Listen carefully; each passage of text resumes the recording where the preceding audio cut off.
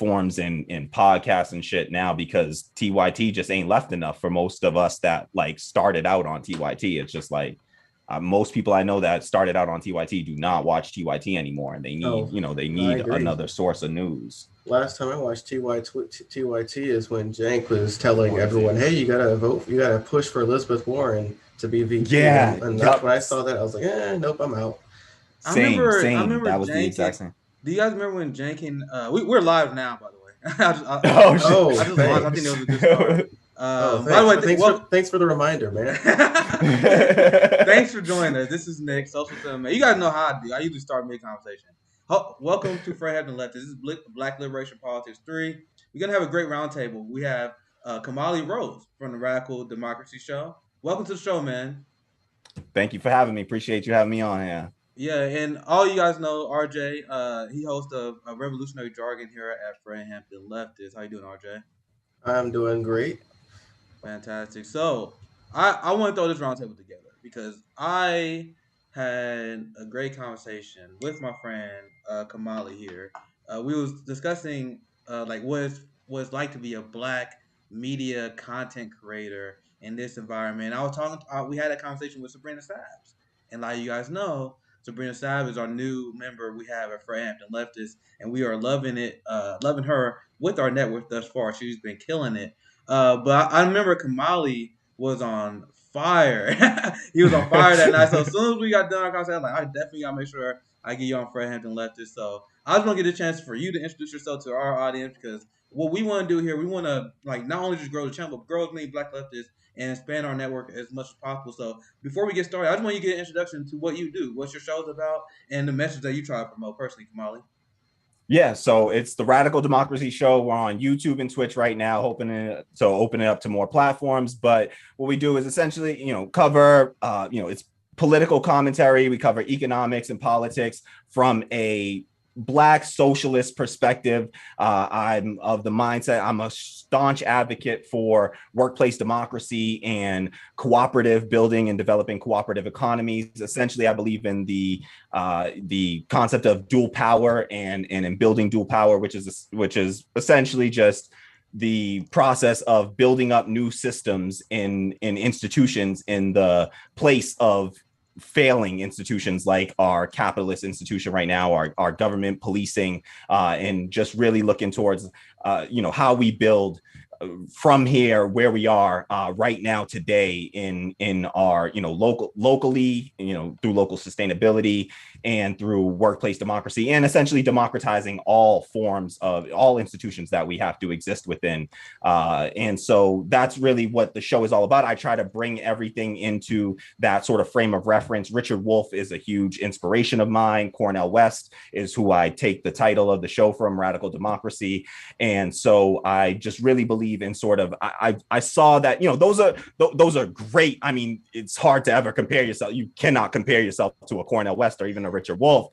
But they are getting up there in age, and we need to sort of take on and carry the torch forward because they've done incredible work and really opened up the space for folks like us on the left, and particularly Cornel West for Black leftists.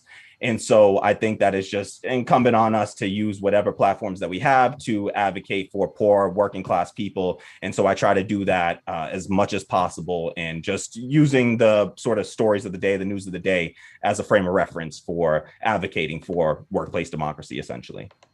Yeah, that's exactly. I love that answer. I love what you are trying to do because I love how you said you want to frame everything from a socialist point of view, and that's what we want to establish here at Frampton Leftists because Black capitalism is still capitalism at the end of the Yeah. day. So we need to grow Black leftist media content creators. That's what we're glad to have you on because we need to continue to expose the nonsense that is being told to our community, about our community. And I see there's a giant problem with us being sheep herded into the Democratic Party. And so, and I'm like, the Democratic Party. My issue with the Democratic Party is not what they have not done for our community. That what a lot of people don't understand. My problem with the Democratic Party is what they do to our community, what they're actually complicit with.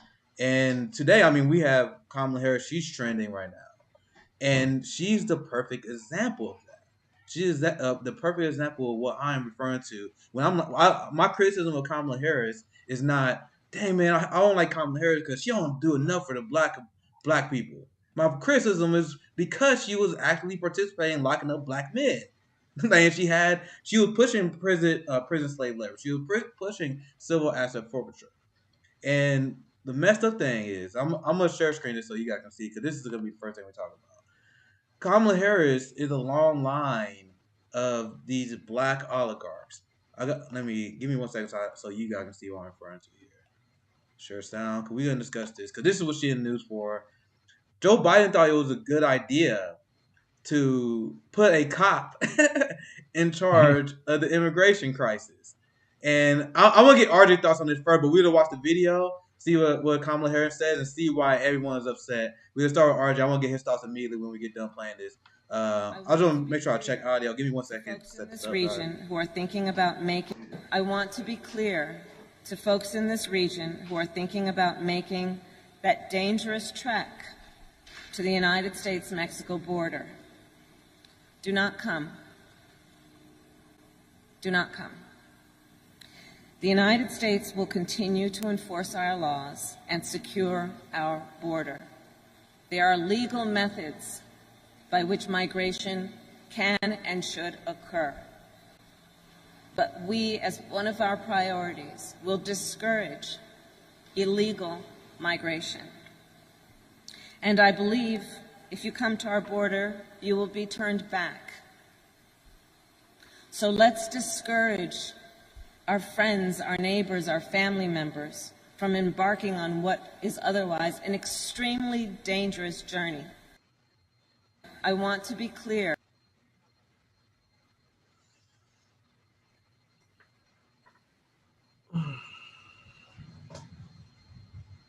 This is why it's a bad idea to put a cop in charge of immigration. So people are rightfully dragging her now, but this is just another example of the Democratic Party and liberals. All of a sudden, they're not immigration activists. They're only immigration activists when the Republican is in charge. So at first, the liberals were like, yeah, when Donald Trump is in charge, abolish ICE. It's funny how they went from abolish ICE to now they're like, oh, there's actually legal ways for migration and you can't come illegal. You see how quickly they changed their tune? I got a lot to say about this, but I want to get RJ's thought because we ain't get RJ in here yet. How you doing, RJ? What's your thoughts on Kamala Harris and that clip in general? Like, I just want to get your thoughts. I got a lot to say. I'll give you guys the first chance. I think it's kind of hilarious at first sight because it was Trump himself that created this dichotomy between legal and illegal immigration. Mm-hmm. Now it's funny to see the top cop do it herself. And to be fair, like this is the first time in a while I've heard Kamala speak. For the best part, they treat her like Hillary, knowing that the less she talks, the more popular she gets. So I think they kind of forgot now that the more she talks, the more people fucking hate her guts, which is weird. So, you know, she has that same Hillary effect. But the craziness about watching that clip is like she says it in the nice way. Like Democrats are very good at saying things nicely so it doesn't hurt your feelings. But if you just put that in the words of Donald Trump, it's the exact same thing. You know, that's what's crazy about Kamala, you know. So this is her job. This is what she's supposed to do. The Democrats missed having Obama, pretty faced black man, charming and handsome, saying this type of stuff prettily, more educatedly, I must say himself, just to not piss off people. But this is why Joe needs Kamala, because if Joe Biden said this type of shit, oh my gosh, it would blow up. But since Kamala, you know, she's a black woman, yay queen, you know, it's going to soften the blow a little bit. But even liberals are starting to realize it's like that Shrek meme that goes, "What? You know, is this real going on right now?" So, what we I don't know doing, about. Sorry, RJ, but what we was doing, I'll pass right back to you. What we was doing when I was telling people that Joe Biden is just like Trump, and every time people say, it, like, "What? What do you mean by that?" And I'll bring the receipts, and people either block me or they said that they want. A lot of people, even when I explained it to them, why these people are just like Trump and why they push the same actual real policies. They may not believe me immediately. They may be like, "What is he talking about?" But I constantly had people that reached out to me recently. They was like, I actually unfollowed you and blocked you, and I thought you was being hyperbolic about Joe Biden, but now I'm actually you was right. So what we are doing is important because we plant that seed. So what you said, RJ, you said even liberals are starting to acknowledge, like, oh, there's something wrong here. They reaching that conclusion because we put that seed in there. Because we said that Joe Biden and Kamala Harris just like Trump, and then they rejected it at first, and now they're in a position of power. People seeing what Kamala Harris are doing, and then like, wait, was they actually right? So I'll let you finish your thought, RJ. I cut you off there. But that I want to add that because that's exactly what's happening. Because we raised those issues. Yeah, I mean, Kamala Harris and the Joe Biden administration, I mean, it just came out the other day that Joe Biden has said himself, the lowest I'll go with the corporate tax rate is 15%. You fucking idiot. Republicans are say thank you. That's what we want in the fucking first place. So I know I just went on a side tangent about that, but that's basically what describes the entire Joe Biden administration. They say what their minimum is. Republicans say, thanks, bitch. That's what we want the entire time. So that's basically my entire mentality. Like the Joe Biden administration and Kamala Harris, they constantly cuck themselves. And like now you're making Ted Cruz look like he's correct, because now how can you have a vice president who is supposed to be the czar of immigration and she hasn't been to the fucking border yet? Like you can't do a fucking photo op. Like every other president or vice president can at least do a photo op and pretend to give a fuck, but you haven't been there. And so now idiots like Ted Cruz become validated. So that's what's really confusing about this entire thing. Like she's not even credible on immigration. Like why is she there? So that it just doesn't make any sense. Like Joe Biden his old ass can't just get his fucking old ass out there and take pictures and say, here, I care, and blah, blah, blah. Like, can't you just wear the aviator sunglasses, lick ice cream, and smile those pearly white dentures and get on with his life? But he's too lazy to do even that. So that's what's very frustrating about this. They can't pretend to do basic politics. That's why their administration sucks. And that's why liberals are starting to realize, because liberals at first, they always thought, oh, well, we have to get the orange Cheeto dust out of office first. And then, Uncle Joe, he's not that bad. We could push him. But now they've realized now that they can't push him, but they're fucking tired of him culturally, too. So liberals are losing their fucking minds. So that's just my initial thoughts. And I'm just getting pissed. So someone else talk. I'm done. Well said. Yeah, no. And Go I ahead, think the Kamala. thing about it is that what they do is what's frustrating about it is that, like what Nick was saying, really is that and I think RJ mentioned this too, that if you essentially just repeat those same words but put Trump's face over it, the same people that are turning a blind eye to this right now would be completely up in arms and outrage. But it's just this tribalistic sort of, my team said it, so it doesn't ring the same when it's coming from somebody on my team. And it's what's frustrating about that is that these are supposedly well-meaning people, and this is part of what Martin Luther King talked about in that letter from a Birmingham jail about how like having having somebody that's wearing their sort of covert racism on their sleeve is actually less damaging often than having these people that sort of are well-meaning, well-intentioned people that behind the scenes they're totally asleep on this. They're all out to brunch. And these same people that we thought were going to be the ones that these were the exact same people that were telling us we're going to push them left once we get in. Even folks like, that I really respected, like Noam Chomsky was, and even to some degree, Cornel West talking about, this idea that we could elect Joe Biden and then push them left. Those same people have nothing to say right now when this rhetoric is in. Nobody should be surprised by the rhetoric, honestly, because like you said, Nick, I mean, Kamala Harris was a cop, and we knew that going in, and we knew how she felt about incarceration. We knew how little she actually cared about Black and brown communities. She had no problem, smoking weed herself in college, apparently listening to Tupac before he ever released an album or existed. And she can laugh about smoking weed herself, but turns around and locks up, untold numbers of Black and brown people in San Francisco and all across California when she's the attorney general there. And Joe Biden, famously, there was a clip of Joe Biden talking about immigrants before that it sounded almost identical to Joe Biden's that was a Freudian slip, to Donald Trump's. They're bringing crime, they're bringing rapists. He was saying, no matter how high we build a fence, they're still going to be able to climb over it.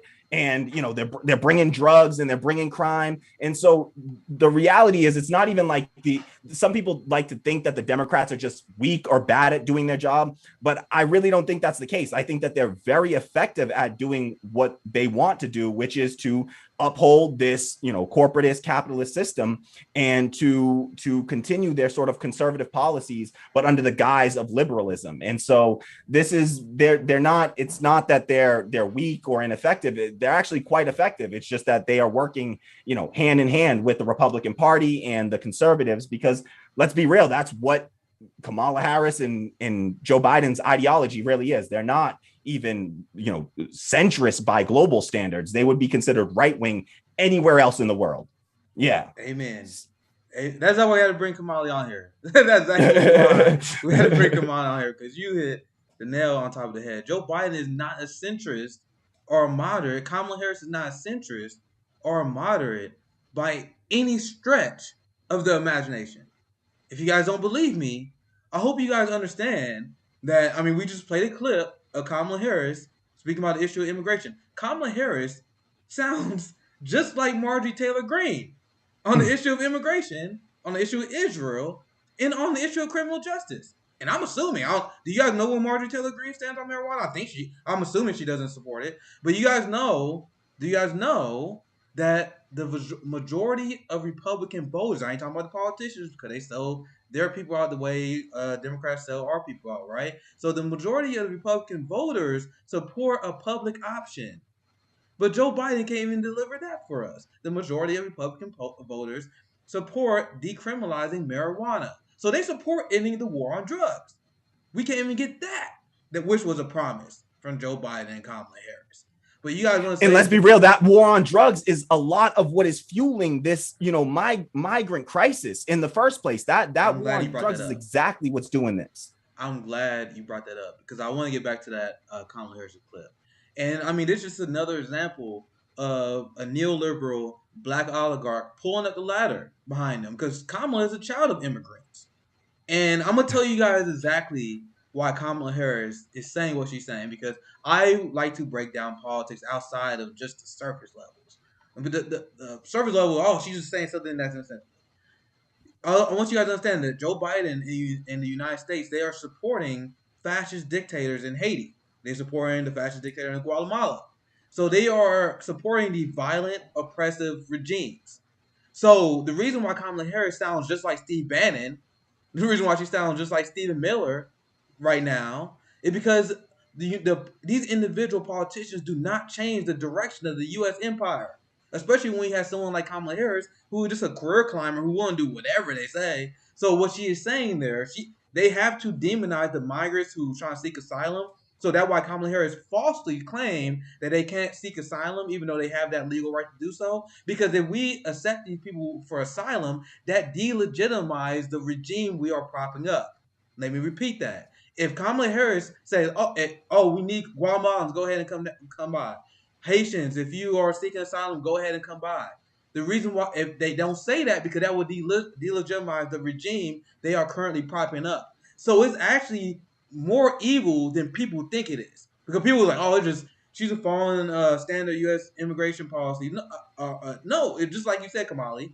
This is the result of the policies that Joe Biden is implementing in terms of foreign policy and the regimes he's supporting. So they destabilize these governments. They create a migration crisis, and then they tell people not to come. So tell me more about this red-blue game that you guys like to play, where you want to pretend that Kamala is somehow buried in Marjorie Taylor Greene. People got mad at me because I don't have Marjorie Taylor Greene derangement syndrome. And there's a good comment, someone brought this up. How many black men have Marjorie Taylor Greene responsible for locking up? How many black families is Marjorie Taylor Greene responsible for destroying? There's not me saying that Marjorie Taylor Greene isn't horrific. She is. It's just we got to put stuff in perspective, right? So I can say that Marjorie Taylor Greene is evil, but how can you say Marjorie Taylor Greene is evil and then be like, yeah, I like Kamala Harris? That's a major inconsistency right there. Sorry, RJ. Go ahead, RJ, and then I want Kahmali to chime in after RJ. Yeah, what I was going to say is, like, you're speaking about the differences between a political career versus cultural fear. People fear Marjorie Taylor Greene culturally because of how utmostly terrible she is, but she's really no threat politically. Like, she's gotten all her committee assignments stripped away, So now she has even more free time to do some of the most craziest shit she wanted to do in the first place. That's why I was laughing when all the Democrats and liberals were like, strip her of her committee assignments. We're going to kick her out of Congress. I'm like, you fucking idiots. You're only giving her more free time. And so now that's why she get to challenge AOC in debates, be more crazy, going after Ayanna Pressley, going after Cori Bush, doing all this weird shit, workout videos on Twitter, looking terrible while doing it. And so I think the difference between her and Kamala is Kamala has a long political career being a prosecuting attorney, being an AG in California, being a United States Senator, now vice president. It's way more deadly. Like, that's why even me, I was like, well, there's a difference between Biden and Trump. Yes, Trump is terrible. He's done some terrible stuff his 4 years, but Biden's been in the Senate. Biden's been in Congress for 50 years. So he has a lot more blood and damage on his hands versus than Trump, who's been there for 4. So I think that's the dichotomy we need to talk about, is the difference between cultural fear and a political career. Yeah, absolutely. And like you said, just like you said,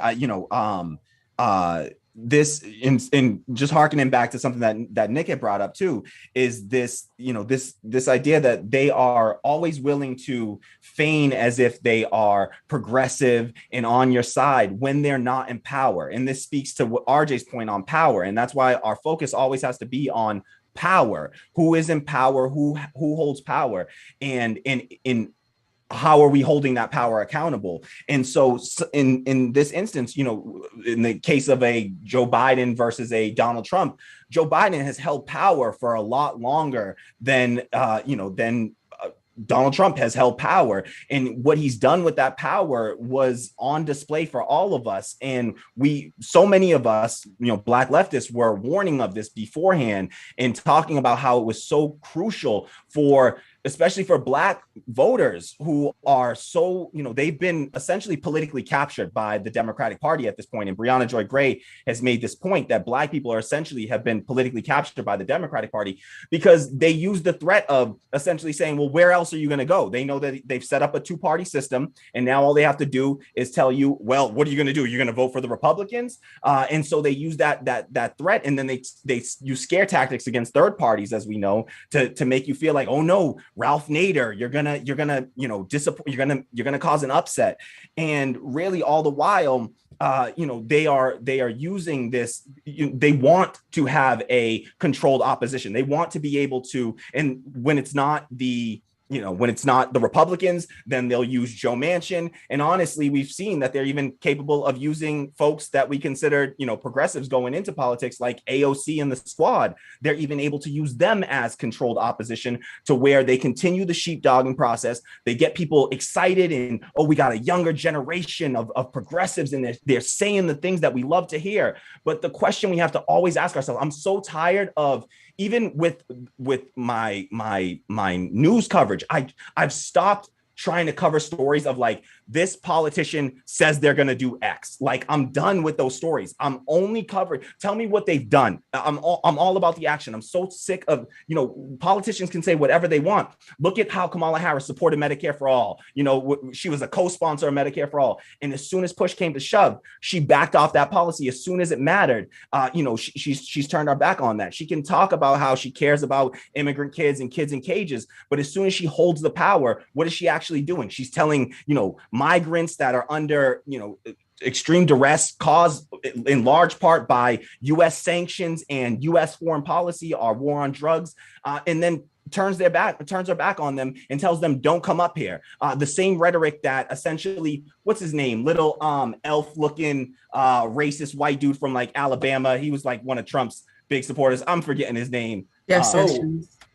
Jeff Sessions, exactly. Jeff Sessions. Thank you so much, Afeni. Yeah. So Jeff Sessions was like saying the exact same thing, using that exact same rhetoric of saying, "Oh, you can't come here. We're going to turn you back." The sort of they had that whole border policy where you seek asylum from the country that you're migrating from, which makes absolutely no sense. You're trying to escape it. So it's just the point that they will feign progressivism, which is a word that is almost empty and devoid of all meaning at this point. But they will do that as long as they aren't in power. But as soon as they come into power, we see who they truly are. And that's why it's so important for us to judge politicians based on their records when they held power, and not on some, this idea of what we hope or believe or see in them.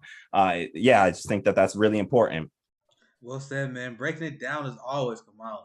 So my good friend, you guys see we had someone join, and I'm gonna introduce her this way because I remember the first time we did Black Liberation Politics. I had Afeni and Sky Daddy here, and this is why I'm on Zoom now. I couldn't get the video to play, but I wanted to share this video with our audience now. And I want people to know exactly who we are talking to with Afeni, because that's this video is how I discovered her. And I'm like, we immediately became friends after we reached out. We communicated after that. Let me pull it up. Give me 1 second, guys, because this is how I discovered Afeni. She just has amazing opinions, and that's what we bring out. But I want you guys to see this video first. I'm gonna ask her. Oh, we got JB that about joining us. Let me get JB in here too. It's fine. Like I was saying, this is gonna be a black leftist panel day today. Let me share screen so you guys can see it. Give me 1 second. I'm setting it up now. We got JB Fine in the house. What we doing right now, JB? We about to watch this video. I wanted to show this video the first time I had Afeni on, but I couldn't because I had technical issues. So I want people to know who we're talking to right now. Like, I saw this clip, and this is what, 1 minute and 30 seconds, 90 seconds? 90 seconds of pure truth. So let me test audio here. Here we go. Let's start it. Fighting for. I mean, really, like, let's be real. Like, the same white people that were poor in 1776 when they said we the people, but if you aren't white, rich, and own fucking property, you can't vote. Those same white people are the ones that are out here fighting against a democracy, fighting for a president that didn't actually fight for any of their rights, fighting for a president that also fucked up their checks and their taxes, fighting for a president that didn't give them health care, fighting for a president that didn't give a fuck about their education. They're out here literally fighting against their own interests. That is what they're fighting for. And at this point, I think the only thing they're fighting for is white supremacy. It's to uphold white supremacy. Because they don't have shit. Just like we don't have shit, they don't have shit. The only thing they have is their white skin. So that shit, it's not enough. Because at the end of the day, when it all comes down to it, and all the rich people leave to go to Mars when our planet is burning, they're gonna leave you too. Because they don't give a fuck about you either. The fucking Republican Party and the Democratic Party have been using white people, poor white people especially, as fucking fodder to make sure that their fucking election chances can stay up. And we're tired of that shit. Like, we want them to know that we are fighting for their children's right to exist. We are fighting for their children's right to be educated. We're fighting for their children's right to have healthcare as well. Like, when we all get these rights, it's not just going to be just black people. It's going to be every marginalized group and white people as well that are going to get benefit from black liberation. So they can be out here fighting against their own interests all they want. We're going to win because we're on the right side of fucking history. I swear I am not gassing you up. Like, when I say that's honestly one of my favorite 90-second clips I see on Twitter. That's why I was like, we immediately had to have our Fred Hampton leftist. There's not me gassing you up. I'm honest. Like, that's for real. I love that clip so much because you see the title of this video is Black Liberation Politics. It's the 3rd episode we're doing this. And what I could not have said it better because I want white people and I want other communities to understand that supporting black liberation and the policies that lead to black liberation, Medicare for all being one example, that helps everybody. Like, if you have policy that uplift the worst, the people who have the worst, the most disenfranchised, that helps everybody. So I don't want to put words in your mouth. I want you, like, we didn't have a chance to do this segment the first time I had you on. I'm glad we can share the video. I just want to get your thought process when you gave that interview, how that happened, and then we get right back into our topic. I just want to discuss that. What's your thoughts, Afeni? So, like, as I've like decolonized my mind and just like really like educated myself around Black liberation, it's really hard not to see the class intersectionality. It's really hard not to see like the importance of like a real labor movement along with the Black liberation movement. Like, these things do like intersect, they do matter. So like when you say like policies that lead to Black liberation, student loan debt, Black women hold the most student loan debt out of any demographic group in America. But if we clear student loan debt, it's not just going to be Black people's or Black women's student loan debt that goes away. It's going to be everybody's. You know what I'm saying? So like, this is creating Like this is, well, dissolving debt for everybody. Why is that unpopular? What is going on? Why aren't politicians actually fighting for these things? So because I did catch the topic. Why are politicians actually fighting for these things? Why are they just pretending like they care about these things, but not actually using their voting power and being the left Tea Party that we all thought they were going to be? If the Tea Party can destroy and fracture the Republican Party, then why the fuck can't we as leftists actually destroy this duopoly and actually fracture the party into two? We do not agree. And if any of these politicians actually have a spine, they would be able to say it openly and loudly and continue to say it. We do not agree. And I will not continue to vote for things that don't fucking line up with my principles. So it makes me think, any of you have any principles at all? Was this shit just about power? Was it about proximity to power? Like, what did you do this for? What did you have us organize around you for? If you weren't actually going to fight for the things that we put you there for. And you just take all of the teeth out of the movement when you end up being a fucking sham on national television. When you don't actually fight for the things or give a fuck about the shit that you actually said you gave a fuck about. So if you could force the vote on Medicare for all and withhold Nancy Pelosi's seat, then why wouldn't you do that? Why wouldn't you do that? If you can actually use your voting power to block a fucking budget raise for the Capitol Police, because you say defund the police, you scream that shit, abolish the police, all of you fucking progressives, the squad, screaming that shit to the fucking rooftops. But when it came down to it, y'all were pussy. Period.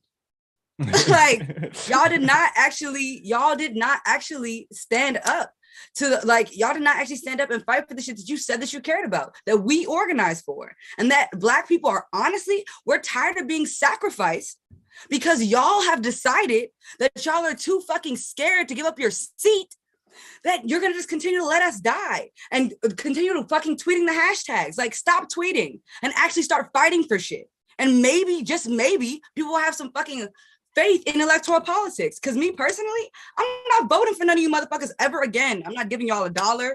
Don't call me, don't text bank me. Like, what the fuck? Because what the fuck are you doing for my Black gay ass? Absolutely fucking nothing.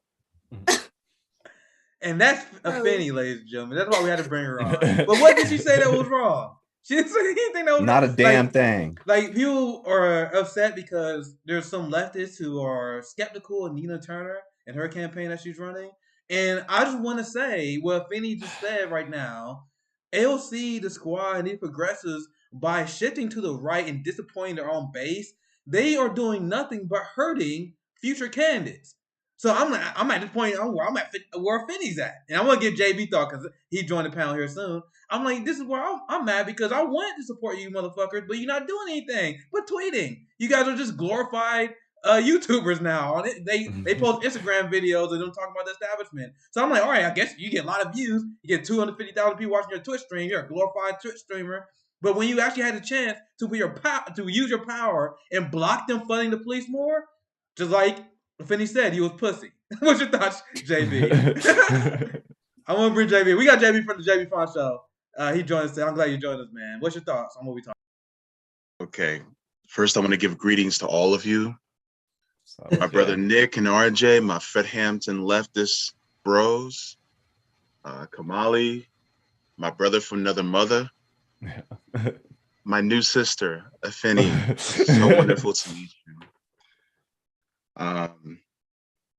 It's interesting what Afeni has said earlier. She was saying that, what is it about? There was actually a comment that was made by James Carville. As many of you all know, James Carville was one of the primary reasons why we got Bill Clinton. And in an interview, he said, ultimately, it's about power. It's about power. But the real question is, power for whom? When he said that, he was vague. It wasn't power for people. It was power for people like him, power for people like Joe Biden, Kamala Harris, but it's also power for people like Jeff Bezos and people like Bill Gates and a lot of the other 600 billionaires who we don't know their names. That's who it's about. And ultimately, they're just doing the bidding. And one of the things I want to highlight, and this is one of the reasons why with people like Kahmali's channel, with our channel, and the activism that Afeni does, make sure that you support them. One of the reasons why is because the more we talk, the more they hate it. Why? Because we're opening eyes. The thing is that what is the reason why, and you see all these beautiful Black faces here, what is one of the reasons why they didn't want us to learn how to read and write? They did not want us to know that they were bullshitting us when they had our ancestors locked in chains. What is one of the reasons why the algorithm doesn't want to hear us talking these things? What is one of the reasons why they got people like Kamala Harris saying, oh, if you're, don't come here, or you got Kamala Harris saying, oh, we're not, in a racist country. She's echoing the same things as Tim Scott. Why are they saying these things? Exactly why? Because they don't want us to know that it's all bullshit. So here's the thing. I want you to share this and let people know what's really going on. That just because we're Black doesn't mean that we appeal to the racism of the liberals or the conservatives. And you can be a Black white supremacist just like a Kamala Harris or a Candace Owens. Or Barack Obama. They are the one and the same. They both eat each other's potato salad at the cookout with the raisins in it. Okay. So and the apples. Yeah, and the apples too. Cinnamon in my potato salad. Get the fuck out of here. What the hell's wrong with you? Anyways, I digress. But the point is, we need to keep talking. And not just the people who we agree with, because that if we do that just with the people who we agree with, that's an echo chamber. We're no different than they are. Look, Nick lives in a solid red state. I live in a solid red state. So therefore, it behooves us to talk to people who we may not always agree with, but guess what? They need to see that they have being fed the same bullshit that we are. So because of that, this is one of the reasons why we had Jimmy Dore on, because Jimmy Dore also agrees with us that we need to speak to people who we may not have complete agreement with, but if we all stand together and go up against them, and by them, I mean the oppressor class. I don't call them elites because there's nothing elite about them. Period. They are oppressors.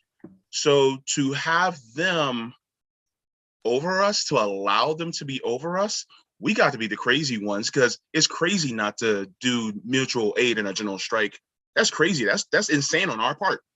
So therefore, we need to be the ones to start it up.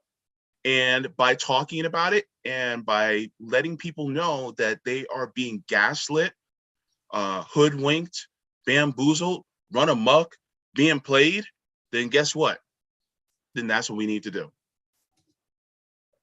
Yeah, there's so much to unpack there because you went off, JB. I love it.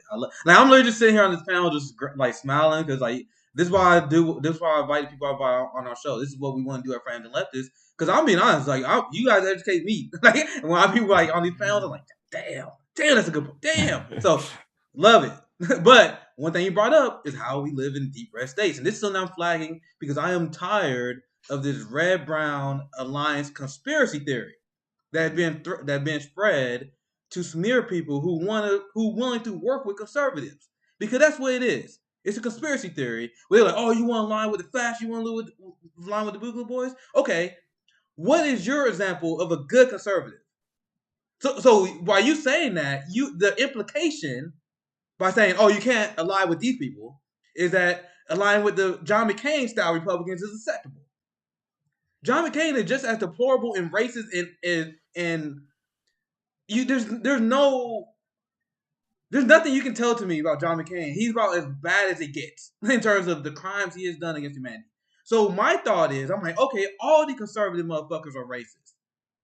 It's just like I'm not making an assumption that you as a white liberal is not racist. So they always say, oh, you want to work with white supremacists? I'm like, Why are you giving yourself the benefit of the doubt? I'm not even sure you're not racist. And I'm communicating with you because you supporting policies that helps my communities. So I'm like, okay, I give you the benefit of the doubt because you support Medicare for all. So you guys know that 1 out of 4 conservatives, 1 out of 4 Republicans support Medicare for all. And the people who get mad at me because I am willing to talk to conservatives, these same people, look at their location. Every time, it does not fail. It never fails. These same people that tweet stuff like, I can't believe you guys want to talk to Republicans. There was a viral tweet that was yesterday. I'm not going to give any more attention. Viral tweet yesterday like, you guys want to work with Republican working class people when there's liberals right over there. If you live in a deep red state, where? Where? So there's this dumb, and I seen it for a while. Ever since the original Jimmy Dore Bully Boy conversation, they took that and they started this conspiracy theory where they were like, anyone who's willing to work with conservatives, because I have not said once, for like, there are people watching, because there are a lot of people that want to smear me and say, oh, Nick said he want to ally with the Bully Boys. Never said that one time. One time I never said that. I said I am willing to work with conservatives and right-wingers on policies that will benefit my community on my terms. They took that and then they twisted as, oh, Nick said he want to work with far right supremacist right-wing militias. So you guys know that these people are deeply unserious and they're just smear merchants. Because the reality of the situation is if you are in a deep red state, like I am, like JB, like a lot of these black people, because the same liberals that say, oh, these red states deserve what they get because they vote for Republicans, so you guys deserve it. By saying that, you white lib fucks, you are abandoning every single minority in the red states. Like the assumption that red states are full of white people, once again, out of touch blue state lib shit. And let me ask you this, okay? Because that was a good point you brought up. If we're supposed to be leftists and our ideology is rooted in justice and compassion, but you're telling us that, oh, if they're in red states, that's what they get. How is that just and compassion, right? Like, how are they doing that? And then they claim to be on the left. It doesn't make sense. Do black people deserve mass incarceration because we voted for, Bill Clinton and, Joe Biden and, they enacted the 1994 crime bill that exacerbated the mass incarceration problem? Do we deserve that? I mean, we're given two false choices in every election, and we got to vote for one of the two white supremacists. Which one do you pick? Do you pick the overt white supremacist or the covert white supremacist? And I don't think Martin Luther King was playing around when he said, he fears that the real threat, the biggest stumbling block for the Negro is not the white councilman or the Ku Klux Klaner, but the white moderate, right? That says, they're in favor of peace, but they're in favor of a negative peace, which is an absence of tension, versus a positive peace, which is a presence of justice. And so these are the same types of people that, are to say you can't work with white supremacists. Well, listen, we live in America. I mean, literally, I don't know how you avoid working with white supremacists. You're either working with some of the overt flavor or the covert flavor. But I live in Boston, and it's one of the most considered in Massachusetts, it's considered this liberal state, this very liberal state. But of all the places I've been to, I mean, Boston is one of the most racist places I've ever, lived in my entire existence. And I've seen both overt and covert racism, just working with white liberals. I'm not even in the industry that I got my degree in because of white liberals, and, I got told that by a white liberal that I need to be grateful for Obama, and had to go off and lost my job because I went off on a white liberal telling me I need to be grateful for Obama. So, this idea that, you can't work with white supremacists. Listen, we all got, if you live in America, if you grew up in America, if you were fed the media in the news that we grew up on, even me as a Black person, I hold white supremacist views in my mind. I always thought that I deserved my poverty, that I just didn't work hard enough or try hard enough.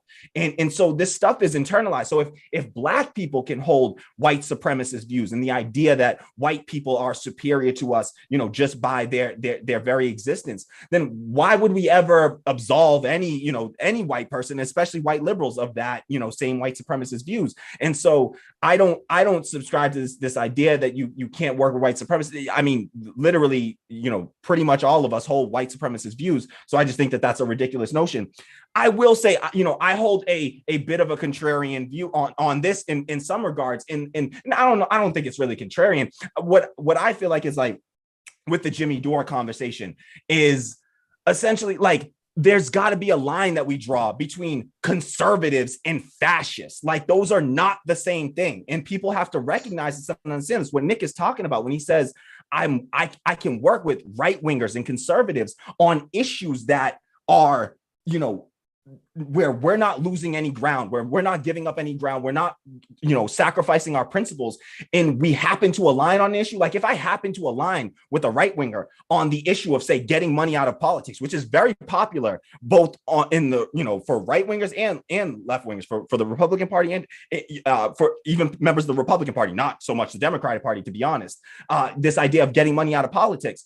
And so if I can work with them on that, if I can work with a libertarian on an issue of anti-war or anti-imperialism, then why would I ever, limit myself in that way? It's not like we're sitting there talking about going and holding hands with these people and singing Kumbaya with them.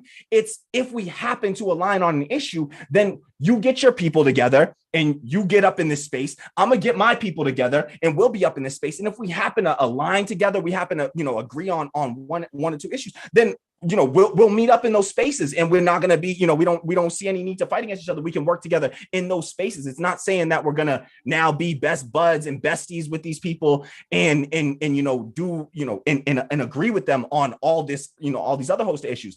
Now, there's a certain set of, with the Boogaloo Boys, the only thing that I'll push back on the Boogaloo Boy thing is like, I can work with a Boogaloo Boy or two, like if they happen to be a Boogaloo Boy. With the organization is founded on the idea, as far as I understand it, of just tearing the system down. And I think that the one important thing to look at in that situation is there is a misalignment of principles in the case of, say, the Boogaloo Boys organization as a whole, in the sense that they were named after this idea that they would start a second civil war. Their essentially their ideology amounts to tear the government down. And I think that on that case, we should be careful as leftists in the idea, in the sense of just tearing the system down. I think as leftists, our goal, and I think that everybody here on this panel would agree, is that even Black anarchists, when we talk about tearing the system down, we're not just tearing the system down and then starting from that point and moving forward.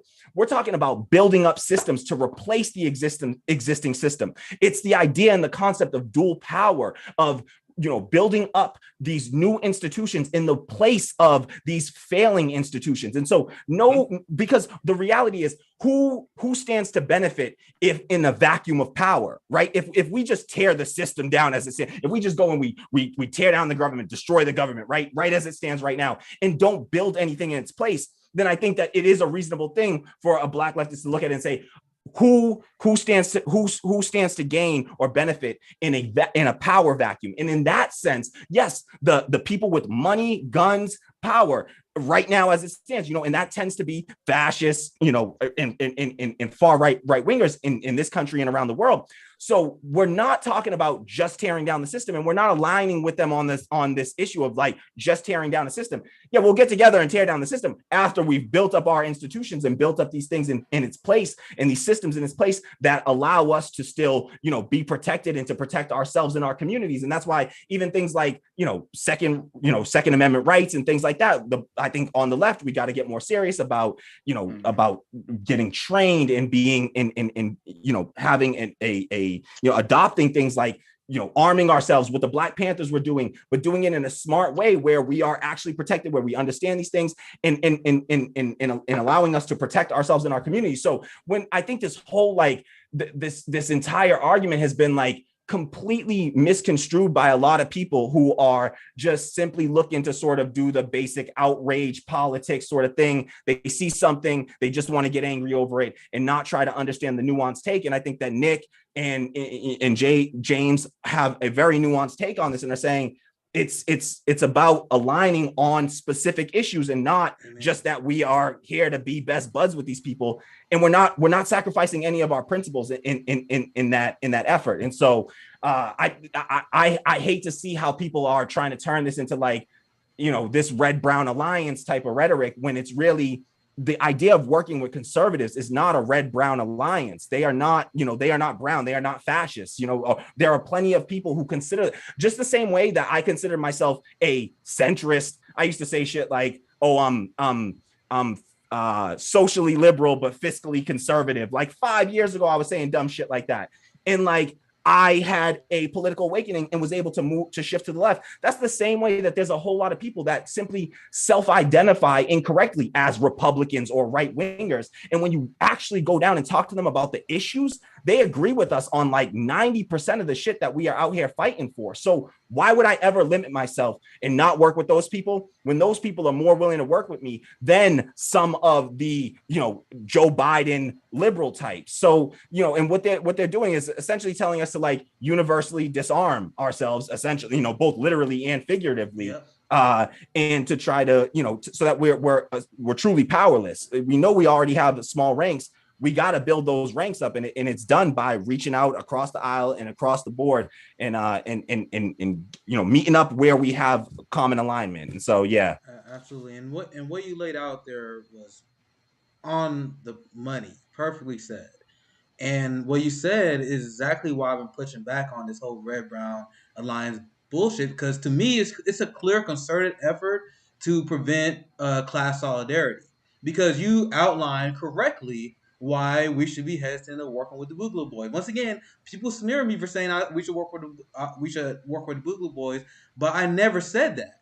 So they are using the red brown alliance in order to intimidate anyone who said they were willing to work with conservatives and right wingers, because as you said, it's most important that we align on the issue.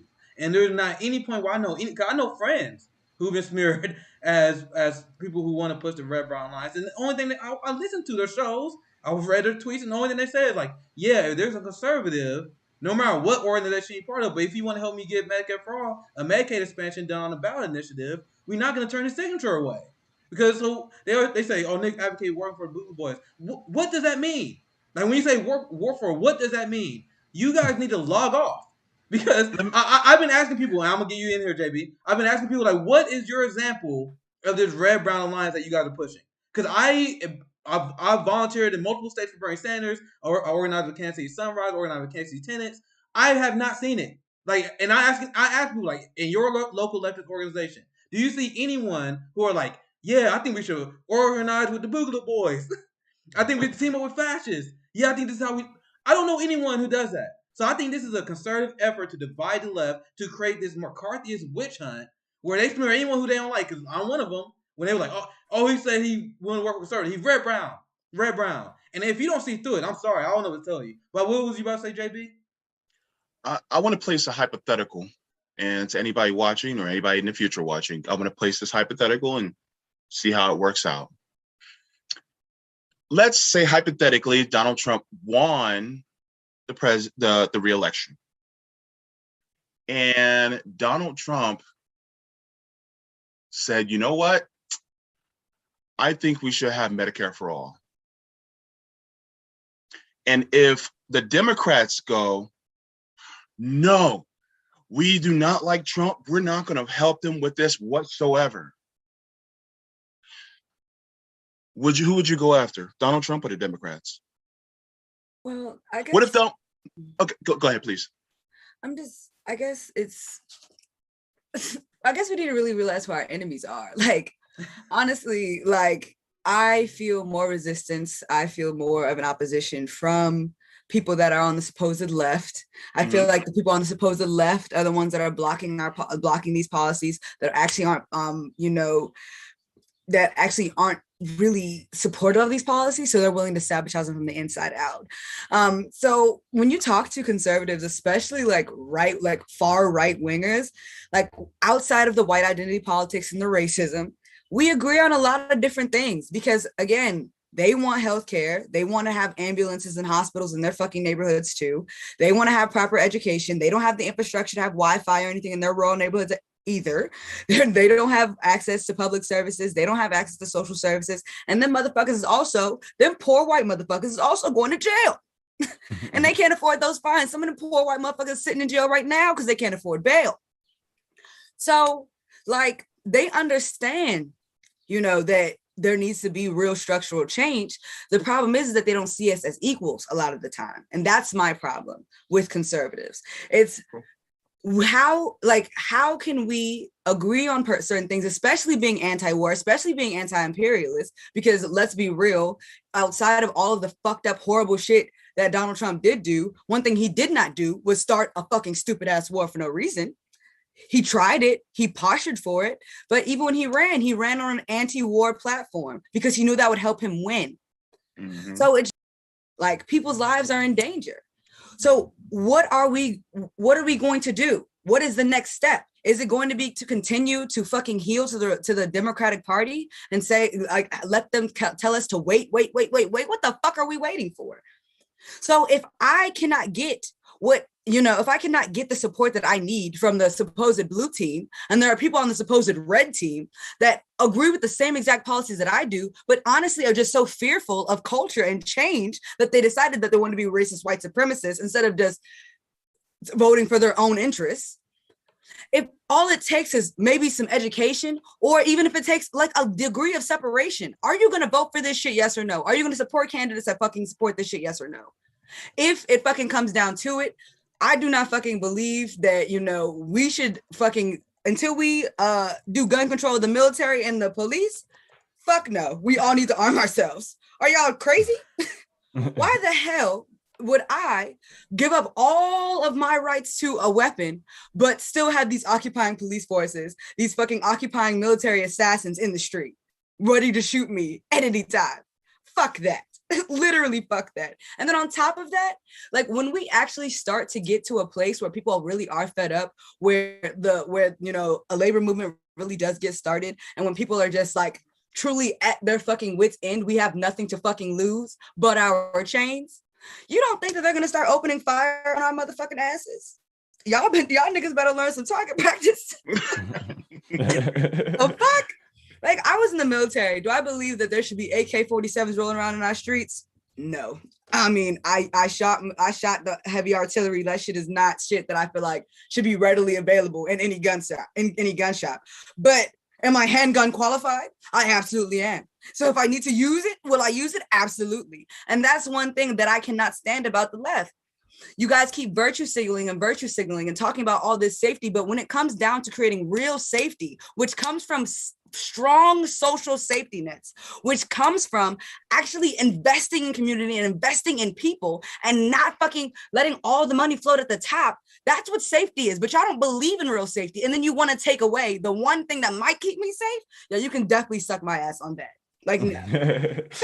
and the thing is, like, I don't understand, it's like nothing that we're talking about or saying here is anything that is rejecting of liberals. If liberals want to align with us on these issues and want to come over and join us on this, like, we're standing here with open arms. You're welcome over here. You just got to agree with us on basic policy issues, and we're right with you're just as welcome as the conservative and the right winger that wants to come over here and align with us on this issue. You can align with us as well. Nobody's telling you that. Nobody's gatekeeping this space and saying you're not allowed here as a former liberal. Like I said, I used to be a liberal 5 years ago, not maybe 6 years ago now. I was a liberal, and I made my journey over here all the way to what many call the far left. And so I'm not shutting those people out or kicking the ladder down behind us or anything.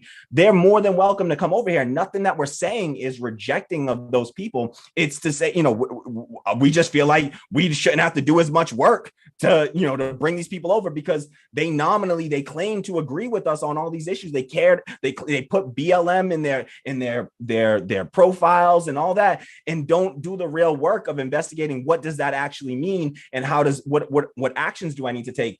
And this is my thing, and I throw this sort of question out to all of y'all, and this is something that I always bring up. I think is just like, how much do we even believe anymore that electoral politics is even a path for us? Because it feels like to me at this stage, I'm really weighing every day I get up and I swear I like weigh this idea of like, are we past the sort of event horizon of electoral politics in the US where the machines they're working exactly as they are intended to work to shut out, poor and working class people and their issues.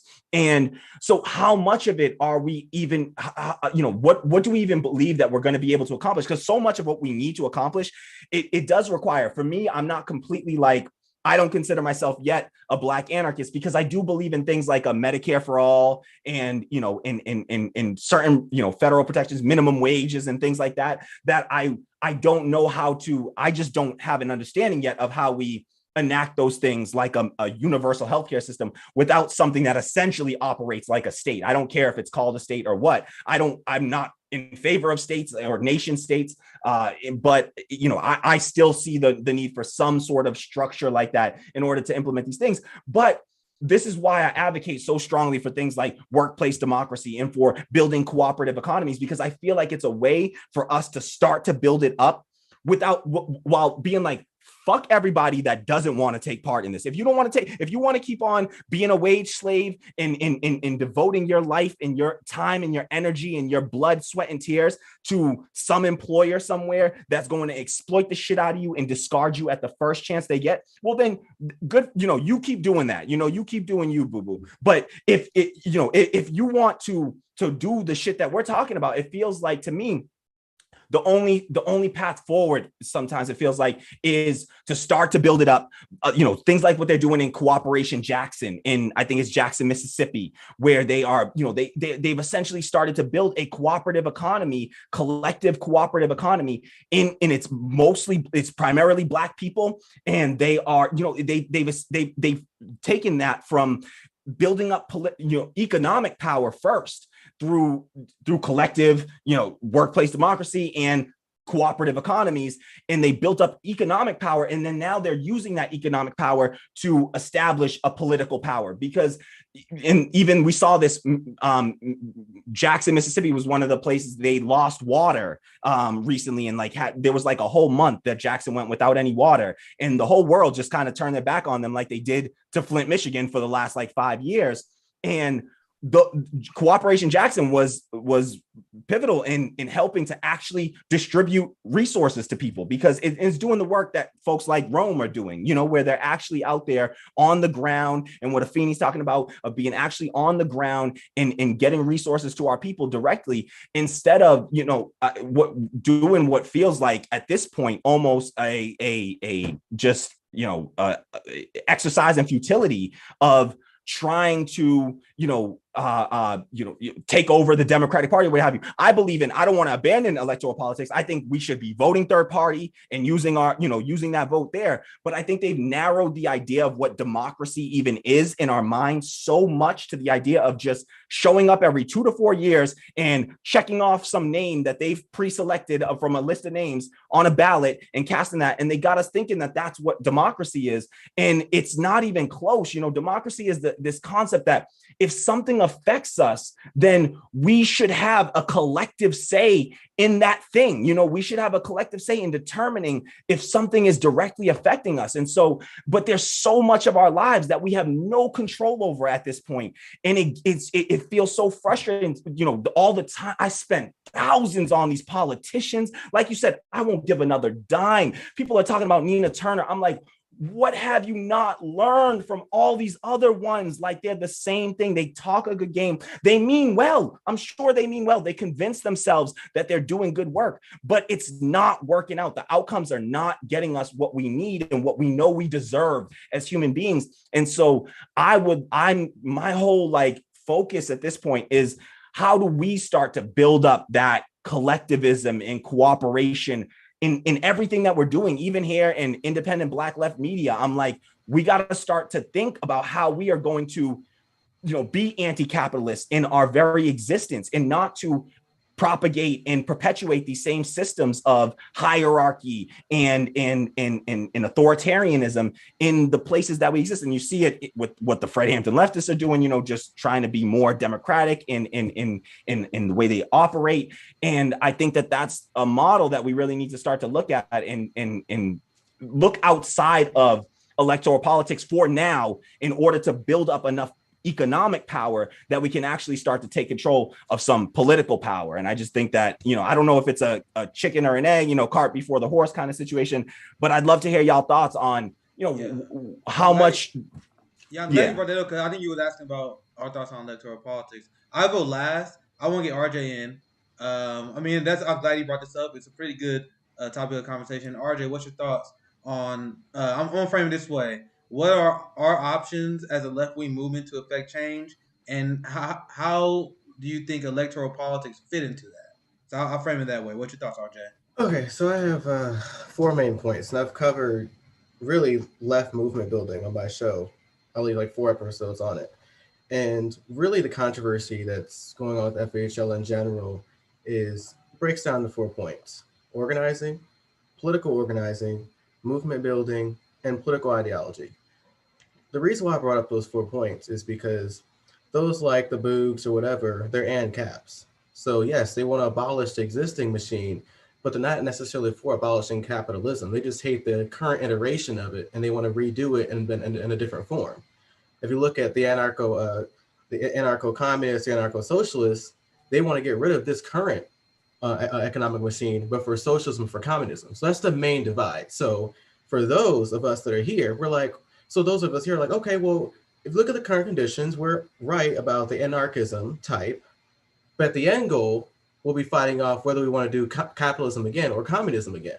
But if you look at the current iteration, a lot of times the left movements get co-opted by these right-wingers initially. Like if you look what happened in the 1930s with FDR, he had a social democracy. He did the closest thing you could do to socialism, which was social democracy, where you still have capitalism, but you had all these social programs that were brought up by the communists and socialists. So in the end, it becomes a stopgate. We're never really going to get true socialism or communism. Those are the main criticisms in terms of ideology of the attacks that we had. And also one of the main attacks that I saw is that it was all centered towards electoralism, which is a fair point. That's the problem we had in the interview as well. That's the problem you have when you have 2-minute clips. Like 2-minute clips can be easily taken out of context. So I do want to give us a break on that. But when you do center it on electoralism in general, it is a pretty dangerous game because you're playing inside the machine that doesn't want you to win. So electoralism in general, how leftists should use it, we should use it as really a game like it is. We shouldn't really necessarily depend on it all the time. So that's why we should use what Afeni is doing with grassroots organizing, with all of us here that is supporting mutual aid groups and trying to get general strike, all that type of stuff to build up the leftist movement is pretty essential. Now, movement building. Now, there's a lot of talk on the left in general about, do we need a litmus test into who could be a part of the left-wing movement? Now, in that interview with the Boogaloo Boys thing, I'm not sure if you wanted to identify them with that current political policy and in terms of ballot initiatives, or is it bringing them into the movement? Because I think that was a big distinction that some of our critiques had. Now, in terms of ballot initiatives, a lot of criticisms were, yes, you could bring them on temporarily for Medicare for all or something like this if they want. But are they going to continue that fight after we get that type of policy proposal and get that win? That was one of the main criticisms, because if they're going to be forced temporarily and then revert back to what the original machine was doing, and then we're still suffering, that is going to be a crucial issue. And also, too, the litmus test coming in, because many people know here, I used to be a conservative, used to be a liberal, used to be a libertarian. I was everything under the sun.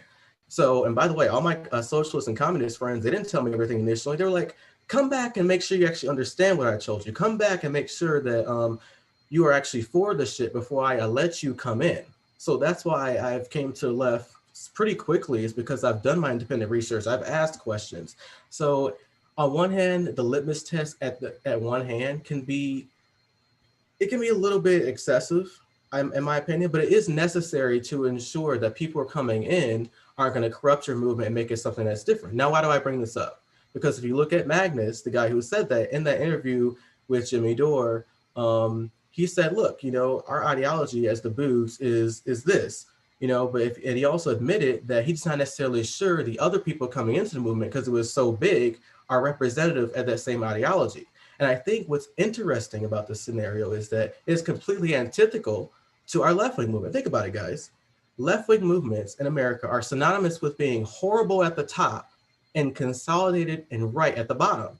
But the difference with the Boogs is they're consolidated at the top, but disoriented at the bottom. So I think that's what the controversy is. Like, how are we going to mesh this together? Because you have the left-wing movement at the top is terrible, leadership is shitty, but the leadership of the Boogs is okay.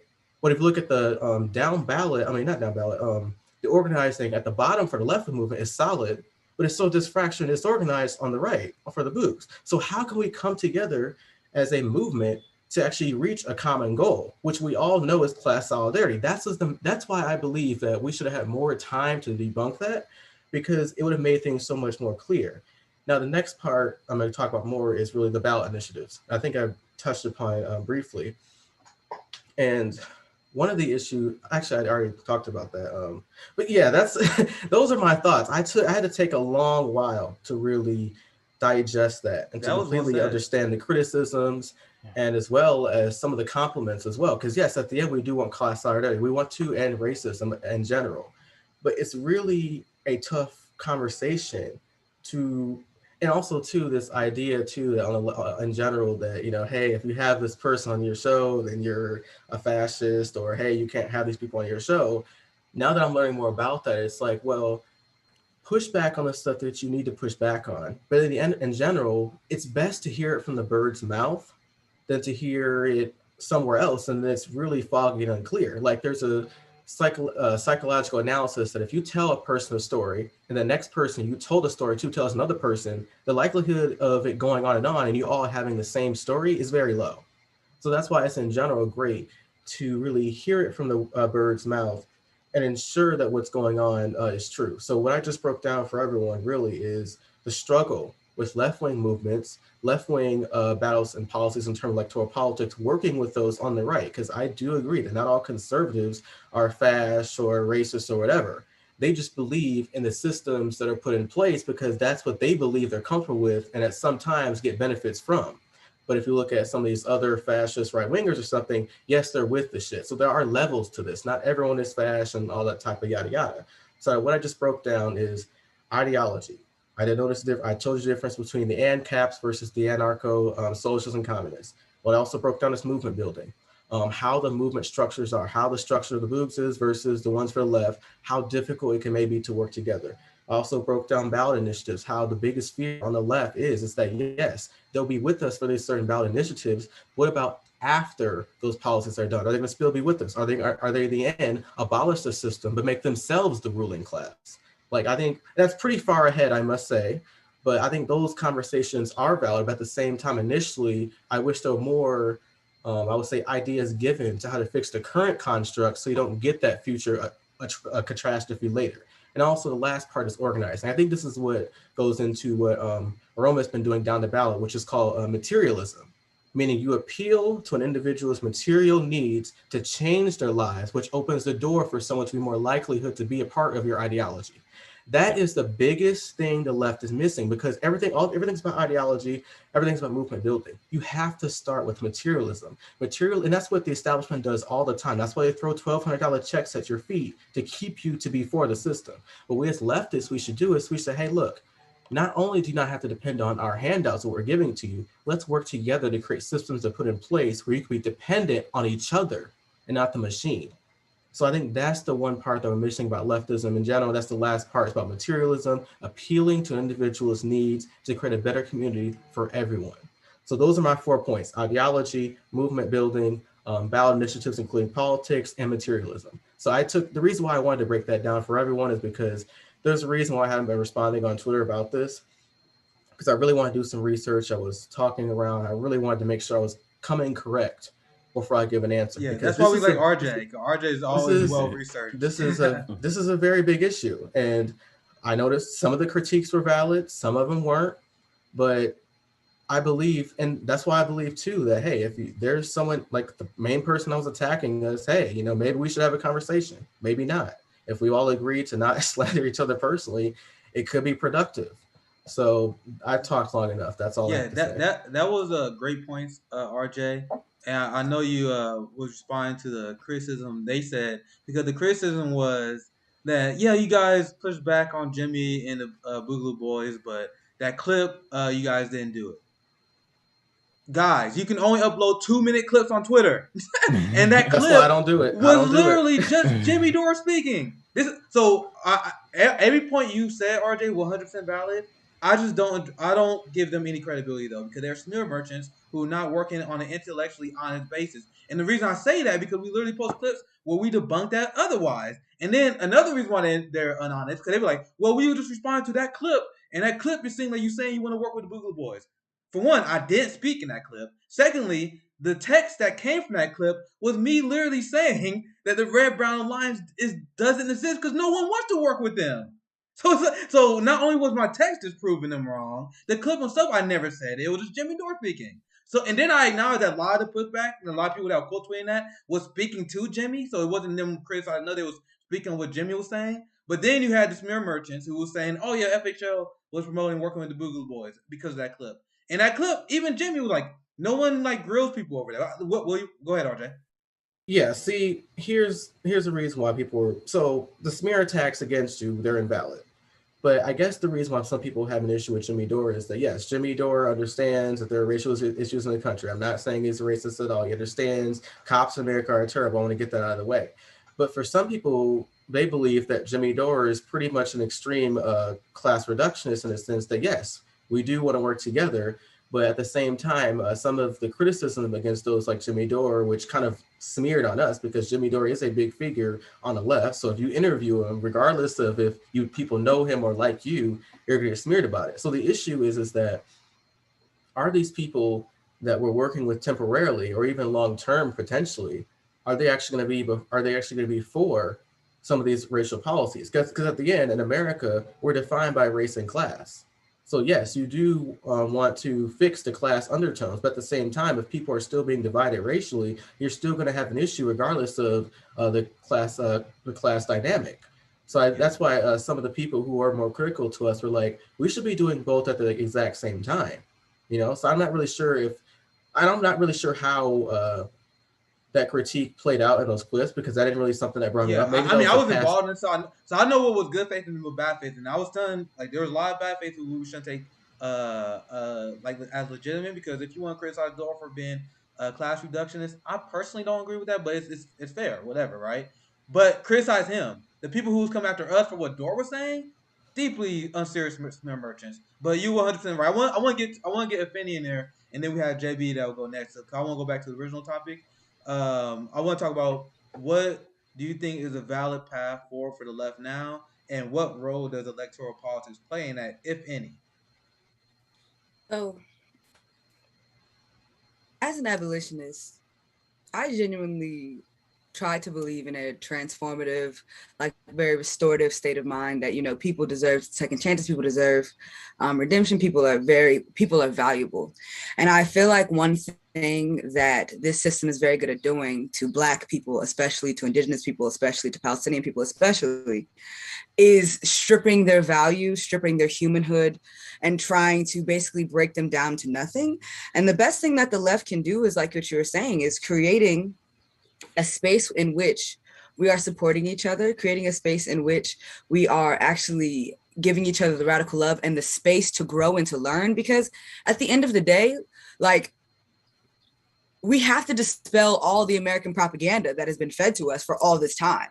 Like, America has literally fed us all of this bullshit about all these different ideas and ideologies and how people should be and how they shouldn't be. And it has continued to divide us and break down these movements. And that was the whole point. If they can keep us divided, if they can keep these movements broken down, if they can keep our value, if they can keep us devalued, then they can continue to keep up this fucked up system.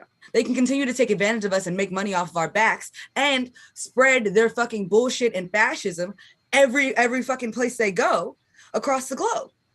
And so one thing that the left can do is start to actually be very honest and like tell the truth about these things, and actually start to frame things from a place of, well, I'm super pro blackity black. So I would say from a black perspective, these labor issues. Black people have been disproportionately kept out of unions. Why are we not framing it that way? Black people care about unions. And if the Democrats don't give a fuck about unions, then vote them the fuck out, or vote for a third party that does. Fucking healthcare. Black women, no matter what socioeconomic class, no matter what, they die 3 times more on delivery tables than white women do. And Black people disproportionately do not have fucking healthcare. They die from heart disease more than anything else. Why is that? Because we don't have fucking proper healthcare, and we're also not getting proper nutrition.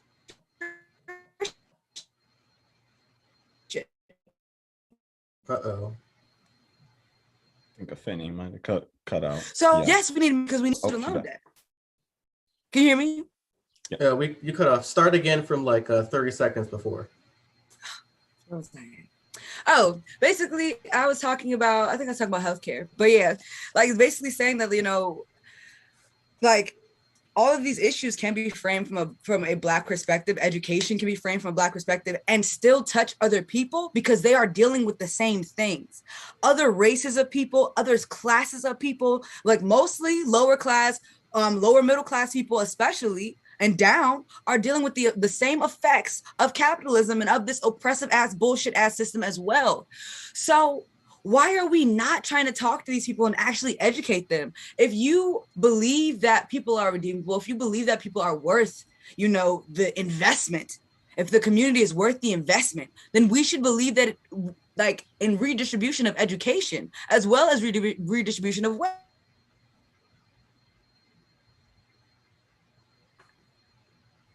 I think Finny cut out again for a second. I just want to say that I'll just jump in real quick until she cuts back in. But I think that this is what was so amazing about the way that Afeni framed in her argument in that video that you played. It was such a perfect argument as to why Black liberation is human liberation, and I think that that's such an important point to make, and one that we can make in, someone like Afeni, who is clearly not a race reductionist by any sense of the imagination, clearly not a class reductionist by any sense of the imagination, and can walk that fine line. And I think that it's important for even white leftists to be able to grasp those same sort of concepts, and to be able to make that point in the same way, to be able to acknowledge the pain and unique pain and suffering of Black and Indigenous and immigrant communities and folks like Palestinians, and to recognize the unique suffering that those people face, but also to connect it to the suffering of all people everywhere, and poor people, marginalized people, but poor and working class people everywhere. And I think Afeni, the way she did that and was able to break it down in that clip, it was just that's what makes it so poignant, is because she's walking that really fine line and doing it in such a, just the perfect way, in my opinion. And so I just wanted to shout her out on that, because I just think that what she said there was perfect. And I'll jump in real quick, because I don't know if she's back. Oh, she's coming back. There Okay. she is. And then I'm gonna give Finny and then JB, and I want you to finish your thought after JB, Kahmali. But finish your thought if you remember where you was at, Finny. Otherwise, we go back to JB on this topic. I know I originally planned to do 9 minutes, and I think that's what I told you, Kamal. I think I'm gonna just take a few more questions afterwards. But if you guys, I know we're going a little long here, so feel free to bounce out whenever you guys, if you guys want all the time in the world. So go ahead, Finny. I know you, because I still got a lot of stories I didn't get to. I might dive into. So I just want to let you guys know. I told you 9 minutes. You guys are free to go whenever you want. But I want you to finish your thoughts, Finny, and then we'll talk to JB about this issue. And now we'll move on to some headlines. I'm pretty sure I was talking about leftists, like the one that cut out, but. No, I'm just saying, like, the leftists that are in the closest proximity to power, that aren't actually using their platforms to tell the truth and to actually educate people who they don't necessarily agree with, and also talk to different perspectives. Like, it's just intellectually dishonest. You don't actually support these policies. And I feel I'm very strong, like, if we do electoral politics, that it has to be like radical left Black people that we are electing to these offices. Like, it can't be, people that don't actually represent our interests or, even live the same experience that we do, because they're not gonna fight for it. They're not going to fight for us. Like we saw that with Barack Obama. Like it can't be, one of these uppity, sedity ass Black people that decided to fit in with the establishment, denounce Blackness to get there. So that's kind of how I look at it. Afeni, how do you feel about, say, like a Cori Bush? Because I think I saw on your Twitter feed that she was somebody that you like, that you considered like, somebody that you, I don't want to say looked up to. I hate that term, but like, an activist. Admired, exactly, an activist that you admired. How do you feel about somebody? Because Cori Bush was kind of, for me, a bit of my litmus test. I was like, if Cori Bush goes in there and isn't like, radical and changing shit, like, then I don't know if I have hope for anybody being able to do this thing. Because it's like, do you think, how do you feel about Cori Bush so far? Like, what are your thoughts, Afeni? It's like, I like Cori because she is an activist and she is she was closer to the grassroots before she even got to, this place of power. I'm just like, I just genuinely feel like, and I live in DC, like it's very easy to get sucked into like the Beltway bullshit. Yeah. It's very easy to want to hold on to your power and just like denounce all of your principles for it. I have not necessarily seen Cori Bush denounce her principles completely. Have I seen her waver on a few things and I'm looking at her ass sideways? Absolutely. Because I'm like, hold up now. Like you was out here getting fucked up just like I was. I've been incarcerated by these motherfuckers as well. I've been abused by these people. So you cannot tell me that fucking anger and that fucking dull ache and pain that you felt from being fucking brutalized by the state, you can't tell me that doesn't still exist and that this isn't something you still want to fucking dismantle. And if that is the case, then it could just, I don't know, like I just have to watch these next couple of votes because this has been acting up. No, for real, because she was somebody that I really, no, I agree. She was somebody that I really thought was like, uncorruptible in that sense. And I don't know that I even like to call it corruption in that sense. It's just like you said, you get into that sort of Beltway mindset of, I actually would call it, I would call it corruption, but I'm not taking the direction a lot of people think I am. Because people, and I saw RJ he's going to say something. So I'm going to say this. I want to get JB and then we'll get RJ thoughts on here as well. And I explained this on my show before. Like when I say that LC and the squad and Bernie have been corrupted, a lot of people with small imaginations, they may be like, oh, you over-exaggerate. You think Bernie Sanders and LC like Joe Manchin? I didn't say that. No. Corruption is easy as falling for simple human nature. So there was an article that came out not too long ago, a few weeks ago, when it detailed how Nancy Pelosi tamed the squad. It said how Nancy Pelosi got Ilhan Omar and LC to go on her side. You know how she did that? She got LC to join Nancy Pelosi. Nancy Pelosi got Ilhan Omar to be more sympathetic to her simply by calling her. Like, hey, Ilhan, how you doing? Hey, I love what you're doing. Yep. How the kids? Your kids doing okay? That simple human interaction corrupts. Because now you're like, I think Nancy Pelosi, I think she's actually a good person. And I don't know how many of you guys met politicians. I met Toasty. I met a few other politicians, and they have an aura about them. And this you gotta know how I feel about Toasty now. But when you meet Toasty, there's an aura about her, and this is what politicians have. Where if you meet them, they are charming, and it's easy to like them because they can talk to you as a human. Like, hey, how you doing, man? Hey, Nick, how you doing? I'm glad to see you. And then after a while, imagine you working with these people all the time. And why didn't AOC endorse Cori Bush's opponent the second time? Yeah. Because she was working with William Lancey Clay on the Green New Deal Commission. So she ignored all his corruption, his tie to the St. Louis Police Department that led to the Ferguson crisis in the first place. She ignored all the bad things of William Lancey Clay because she had that working relationship. He probably bought her. They probably went out lunch. They probably went out lunch and had a great conversation. So when I say they've been corrupted by a Democratic Party, I am not saying they are Joe Manchin. I'm not saying they're Christian Cinema. I'm not saying they've been hardcore corrupt. I'm talking about basic human nature. They are less likely to assume that Nancy Pelosi and Joe Biden they're working with bad intentions because they're like, I think Joe Biden's my friend. And I explained it before. When Bernie Sanders said Joe Biden was his friend on the debate stage, there's no doubt in my mind he meant it. Because they've been working in the Senate for a long time. And then a lot of people in Washington, even Lindsey Graham, were like, yo, Joe Biden's a great guy.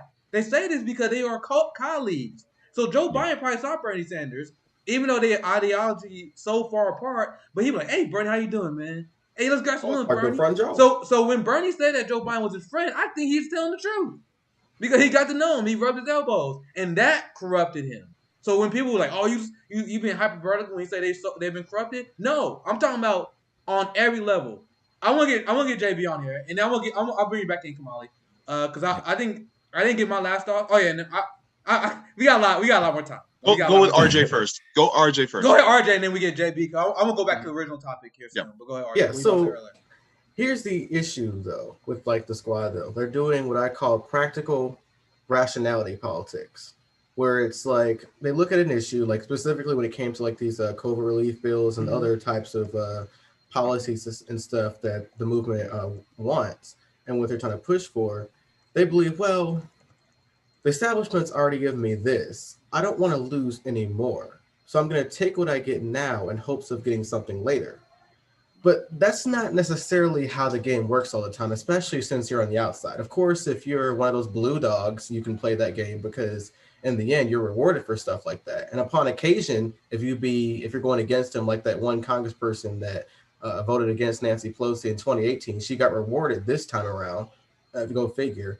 So I think that's one of the biggest issues with the squad is that they rationalize everything. And the political game itself isn't about rationalizing. It's about putting all the chips in the center of the table and taking that big risk. At times, there'll be a colossal failure, and at times, you'll fucking win and go home. And in the end of the day, I mean, if you look at these House progressives, they're in districts that are incredibly favorable to them. So it's not like they'll be at risk of losing their political seat at times. Like AOC, she won overwhelmingly in her re-election campaign. So did Rashida Tlaib. Ilhan Omar is different. She got endorsed by Nancy Pelosi, so that's a little bit different. I mean, Cori Bush in her state, she is incredibly popular. So the idea that going against the establishment on really a couple of votes is going to swing their entire electoral chances is really stupid to think. Now, don't get me wrong; they're going to get primaried every single time. But if you're a leftist, that would give me a hard on basically, because I'll be like, look, bitch, I'll beat you every fucking time. Bring them every time. Bring it, bitch. So that's literally how I would do it. That's what. And by the way, that's what every progressive politician has done in American history. They brag about it. Why do you think right wingers love Trump so much? Because when he beats Democrats, you can't tell him to shut the fuck up. So that's basically how you that's how you flex your muscle. I should have said flex your muscle instead of hard on. Sorry, but that's basically how I feel about that. Once again, the over rationalizing, and there's a reason why I brought that up. There was a recent video in which Pramila Jayapal, she's on the Congressional Progressive Caucus. She did an interview with Marianne Williamson. Now, I have some issues with Marianne too. She's a classical liberal. She rationalizes too much. She says that, it's not capitalism, it's decrepit crony capitalism is the problem. But I didn't come to riff about Marianne. In that video, Pramila Jayapal's whole argument why she was against forced to vote is because she feared it would ruin our movement. So I'm like, really? Like, this is what you've gotten from all of that? Like, forcing a vote is somehow dumb? And it's like, okay, like they think their support is so dumb. Sorry, go ahead, RJ. They just think that's her thinking that you're dumb. Like, if you support Justice Democrats, that's Pramila Jayapal looking at you like you are a dumbass. But go ahead, RJ. I just want to let that be clear. Like, the point is that also the progressives don't realize political capital isn't something you could earn and put in a bank and use when you fucking want to. Political capital dissipates almost as soon as you get it. Like, this window Joe Biden had to actually do something and be partisan without anyone telling him, you asshole, he had the first 100 days. That's when he could literally do whatever the fuck he wants. Every president has 100 days. They can do whatever the fuck they want. And everyone else has to eat shit because the argument would be, look, bitch, you had 4 years prior to do this shit. So leave this guy alone. He had this 100 days. What I'm saying is that's basically true what is going on. Like, I don't get why Pramila Jayapal believes that it would hurt the left movement. And political capital dissipates just as quickly as you earn it. So her notion that she could just somehow slowly make gains politically inside the system to get this tumultuous wave, which progressive politics can go forward, is lunacy. And so we don't have political capital anymore. It's gone. The strategy is busted. And it's all because of people like her, people like TYT, many of these other lefties on YouTube Spaces who are against it simply because they felt that it would threaten the leftist. I'm sorry, the squad's institutional power is pretty bullshit. You know, because in the end, I've just explained to you, politically they're safe. They're in heavily blue districts. The likelihood of them losing is terrible. And let's be real, culture politics. I mean, we hate talking about culture politics, but most of the squad are women of color. You think they're gonna lose to someone else culturally, especially for liberals, when that's all they fucking care about? So it's just dumb. And that's all I gotta say. I'm done. I'll throw in a real quick point on the Pramila Jayapal thing. Just super quick point. One, the video, it's been making the rounds recently, but I looked at the full video and I'm pretty sure that the video is from about like 4 or 5 months ago. But even still, this was like right in the wake of Force the Vote that she's saying this, or right as Force the Vote is happening. But in that same video, she also said that if the Democratic Party did not deliver for voters, that they would be losing not just in 2022 and 2024, but they would likely lose the base of their party for decades to come. And that's literally what has played out before our eyes at this point, because they failed on not just forcing a vote on Medicare for all, but on the $15 minimum wage, on $2,000 checks, on anything. You know, they talked about retroactive $2,000 a month checks going all the way back to March. That we don't even pretend to think about that anymore. But I just think that it was amazing that she actually laid out the case for why they had to deliver on these progressive policies, or else they were going to lose lose for decades to come. And I think that's what we are about to see happen in 2022, 2024, and well beyond that, because they have, discouraged people like us that were the sort of enthusiastic base of the party from participating any longer. Yeah, the Tea Party forced votes all the time. The Tea Party fucking literally devolved into like a fascist right-wing like hellhole. And you're telling me right now that we can't actually fucking do some transformation of the fucking Democratic Party. Like, it's just because it's literally because they're weak. Like, that's it. They're just weak. Because it's not that hard. And just like RJ said, like, all of them won comfortably. So you're not afraid of losing your seat. You're just literally just being weak. You're not fighting for the things you're fighting for. And now, like, no one's going to take the movement seriously on the left because y'all aren't actually fighting for the things that y'all said that y'all would. Yep, I agree wholeheartedly. Yeah, I want to get JB back in on that was really well said by all you guys. I just want to get JB in, and I was gonna go last, and I'll weigh in on the next step for the left, and if electoral politics have any role to play in that. Go ahead, JB, and I'll go last, and I'll give my thoughts on that. Okay. I had made a tweet earlier today. Not sure if a lot of you saw it, but I said only the uncomfortable have a sense of urgency. A lot of people who are in these spaces of having power are very comfortable. The issue is that they felt the discomfort when they were campaigning because it was fresh in your mind. It was almost like a scar, and you're like, man, I remember that feeling. I remember what it's like to not have healthcare. I remember what it's like to not get a living wage. I remember what it's like every single time the police see me and I have to be fearful of my life. I remember when I was talking to a family member of mine that was in Palestine. But then something happened. They became comfortable. And you have the establishment that opens a door and goes, look, you're in the land of Agrabah. And so, welcome to the palace. We'll pamper you. We'll take care of you. And so they're like, oh, hey, this is nice. I like this. Man, I wish everybody can have this, right? And so they keep saying, hey, you guys should have Medicare for all. You guys should have a Green New Deal. You guys should have a living wage. You guys should not have to worry about police. And the rest of us are like, hey, bring down a ladder. Let us come up with you. They're like,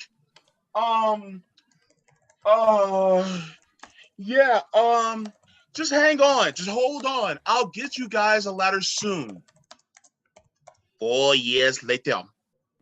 Hey, you guys still got that ladder? We need you guys to bring down the ladder so we can come up and be with you guys. Sorry, we just got to talk a little bit longer. We got to talk, a little bit more. And so we'll bring down the ladder soon. 4 more years later, 8 more years later, 16, 40, 80 years. The thing is the only way to make things change for the comfortable is to make them uncomfortable. And how do we do that? Fellow FHL co-host CJ actually put out a great video. He said the only way we can really do it is by speaking the language of the oligarchs. What language do they speak? Dollar bills, y'all. So if that's the case, then what we have to do is take away their dollar bills, y'all. And by doing that, we stop producing, stop consuming. Now, here's the issue. They're smart. Like Nick said, when you meet these politicians, they are charming. They will peruse, they will make you feel like you're the only person in the room, and that's their trick. So we have to make it so that they're so uncomfortable to the point where they're like, okay, we need you guys to go back to work. We need you guys to start consuming. We'll give you this. But here's the only problem.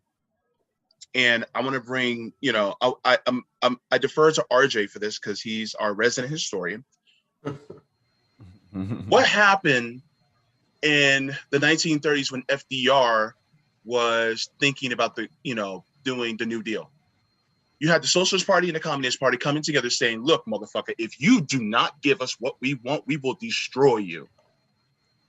And so FDR was like, oh shit, I have to save capitalism. I don't want us to save capitalism again. Let it die. Is that accelerationist? Not necessarily, because letting capitalism continue is a way to make sure that everybody actually dies.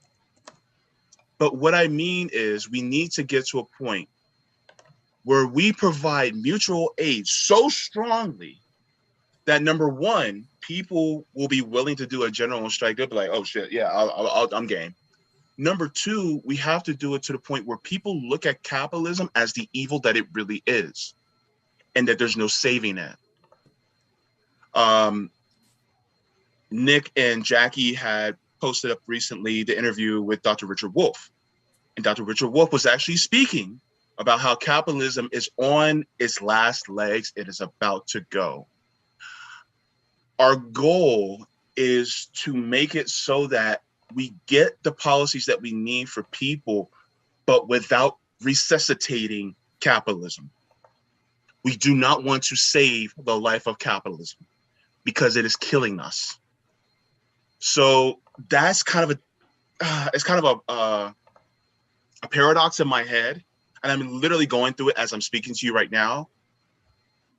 But for the people like what Pramila Jayapal and people like that said, to say that forced to vote was not a smart idea. Every single corporatist and Tea Party member has done forced to vote. If it was a stupid idea, then they would never do it themselves. If forced to vote was a stupid idea, Joe Manchin would have never have done it. But Joe Manchin did it. Why? Because it works. And if it worked for them, then it can work for us. What we need to do is study our enemies, see what works for them, because if it works for them, it works for us. And if we're willing to do that, it's just, look, we got to throw them under the bus. Do it.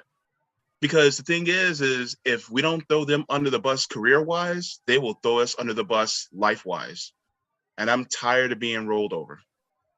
Mm-hmm. Well said. Well said, JB.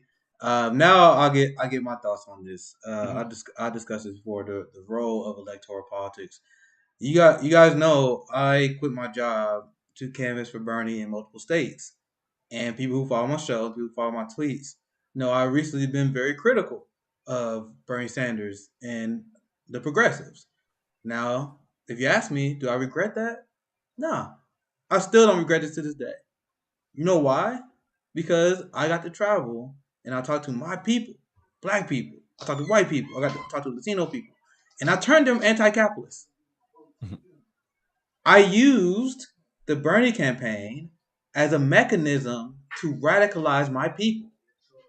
That's the value of electoral politics. And that's the only value that electoral politics have right now. So if I was in Ohio in Neil Turner's district, I have a lot of criticism of Neil Turner, but I'll probably help Neil win. But I'll use that to radicalize her constituency. I floated the idea of possibly running. I don't think I'm gonna do that now because I don't like electoral politics at all. But I told people I'll run, even though I might lose, because I'll use that as an opportunity just to radicalize my neighbor. Let them know that the Democrat Party, the Black Congressional Caucus, these people will turn against our community. This is the value of electoral politics. And then if you get a win, we take a win. That's great. And then you can really implement change in your local community. And we got to keep politicians, hold them accountable. Period. Right? The people who put too much stock into electoral politics, they are the deeply unserious people. And I do not think this is a contradiction. If you are one of the people who ruined friendships because someone didn't vote for Joe Biden, you are a clown. Because at that point, you were putting way too much stock into national electoral politics. Like, why would anyone put so much stock into electoral politics to the point where they would divide the left and attack friends because they don't want to vote for Jim Crow Joe? So, electoral politics, the left need to stop putting too much weight into it, to the point where you argue and yell at people based on who they will vote for. And honestly, and go back to Nina as well, politicians are not owed your support. Nina Turner has to earn your support. Cori Bush has to earn your support. AOC had to earn your support. Bernie Sanders had to earn your support. So the people get mad like, oh, you don't like this, you don't like him, you don't like him, you don't like that. They have to. The politicians had to earn my support. We pay their salaries, not the other way around. Now, I see no value in investing in electoral politics under the mindset that I just laid out to you. Because there's some leftists who I don't agree with. The leftists who say, oh, anyone who wastes time on electoral politics are fools. I don't agree with that. Because you can use electoral politics to actually affect real change on a local level. National electoral politics is trash. But I talked to my friend Zoe, who worked for 10 Demands, who actually put work in decreasing police budgets in their local community. And they did that because they did have socialists on the local level. The people who put too much stock on a national level, they're being ridiculous. The people who put too much stock in electoral politics in general are ridiculous. But the people who say electoral politics has no benefit, I'm willing to outflank you on the right on that because I'm thinking that's too much. And I'm willing to admit when I'm outflanking someone on the right. That's me outflanking a lot of people on the right on that issue. Because, like I said, these politicians are not going to save us, but you can use electoral politics. Like if Cori Bush ran against Josh Hawley, I got a ton of criticism of Cori Bush. There is no doubt in my mind I'm supporting her over Josh Hawley. Like, are you kidding me? Like, you tell me you wouldn't support George Bush over Josh Hawley. Now, once again, politicians are not always. You said George Bush. You meant Cori Bush. Sorry, I don't know why I'm doing that today. Cori Bush. If Cori Bush goes against Josh Hawley, I'm supporting her all day. And once again, if you don't want to support politicians, I'm not gonna yell at you. I'm not gonna tone. If you don't support her and you live in Missouri, fine, right? But to me, I think it's foolish not to. And I will use that race to radicalize people. I'll use that race to radicalize right-wingers. And like, yo, Josh Hawley, he claims to be a populist, but he don't support increasing the minimum wage. He don't support stimulus checks. Like, I would literally use that race to radicalize right-wingers against Josh Hawley and move my community left. That's the value of electoral politics. And I think that's pretty nuanced, right? I say you shouldn't put too much value in it, but at the same time, people that say there's no use to it, I think they're going too far. And there are people I'm friends with who they disagree with me on that, where they're like, oh, electoral politics, useless no matter what. I'm like, luckily they're my friends. We can agree to disagree because I think that's not true. I honestly don't think that's true. But I don't think any politician is going to save you. I think what I'm saying is pretty nuanced, right? Anyone want to chime in on that before I go to the next? I got one more thing I at least want to cover, and then we can wrap it up. All right. Yeah, I want to chime in on this. I don't want people to think that I am so against electoral politics that I'm willing to just say no to anybody. What I mean is, I think that there also needs to be a huge, gargantuan focus on people who run in local and state races. The reason being is because you have people like Shama Sawant, who is an amazing person right now. They actually just won legislation to be able to prevent people from being evicted while school's in session. So people won't be evicted at all. So they're out there doing the work. And so I think that people like them should be put in power. But the thing is that what the Republicans do, they started locally and they built it up over decades. So this is why I said that we need to study what our enemies do, because if it worked for them, it can work for us. So the same thing. And just to add to your point, Nick, one of the things that, is good to say, like, for instance, you can say that the having a living wage is a friend of keeping the family together. And you can come at it from a right-wing perspective, because you can actually tell people that one of the reasons why, your rent being too high and your pay being too low is taking you away from your family. And so having a living wage and having rent control will actually keep you around your family a little bit more, so that you can be there to also safeguard them. And this is actually coming from a right-wing perspective. You can argue leftist ideas from the right. And I want people to know this, so that when somebody who's on the right comes in, you can argue it from the right and it makes perfect sense. Well said, JB. And Mm-hmm. I'm actually looking. We almost 2 hours in. Like, it's crazy how fast this conversation. I was about to do a story about saving for our next broadcast, but we're about 2 hours in. This is a great conversation. We can go all day on this stuff. I appreciate you guys sticking with me. I know I always do this. RJ will tell you. JB will tell you. Like, whenever I start my streams, I'm like, yeah, I think I'm gonna do an hour stream today, and then it turns to like a 2 hour stream. That happens all the time. But I appreciate you guys staying in with me and you guys joining. I want to turn to A1 as the give them the final word. I'll start with JB. What do you have coming up? Anything you want to plug? Anything you want to promote before we sign off?